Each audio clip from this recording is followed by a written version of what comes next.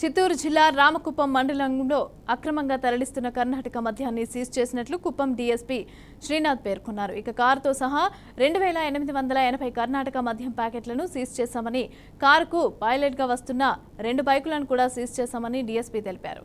Car, 2 బైకులు అలాగే మద్యం విలువ 4,80,000 రూపాయలు ఉంటుందని ఆయన స్పష్టం చేశారు. ఇక 4 మంది కూడా మద్యం స్మగ్లర్లను అరెస్టు చేసి రిమాండ్కు తరలించినట్లుగా డీఎస్పీ తెలిపారు.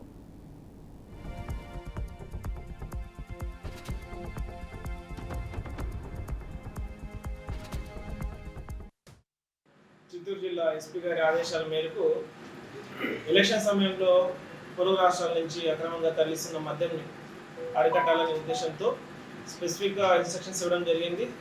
వీటిపైన రైడ్స్ కూడా ఇంటెన్సిఫై చేయమని చెప్పి ఇన్స్ట్రక్షన్స్ ఇవ్వడం జరిగింది.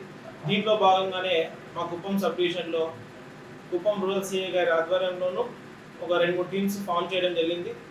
నిన్న మనకు రాబడిన సమాచారం మేరకు నైట్ రామకుప్పం ఎస్ఐ మరి వారి సిబ్బంది కర్ణాటక రాష్ట్రం నుంచి వస్తున్న మద్యాన్ని మాకు వచ్చిన ఇన్ఫర్మేషన్ మీద రైడ్ చేయడం జరిగింది.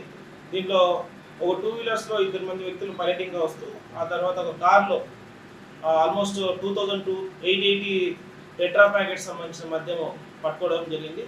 దీంట్లో మొత్తం మనకు 3 మంది ముద్దాయిలు దొరకడం జరిగింది. ఆ తర్వాత లింకేజెస్ ఎస్టాబ్లిష్ చేసి ఏ షాప్ నుంచి అయితే అతను అమ్మాడు అతను కూడా కండవెన్స్ ఉన్నట్టు మేము ఎస్టాబ్లిష్ చేసి అతను కూడా ఇవాళ అరెస్ట్ చూపించాం.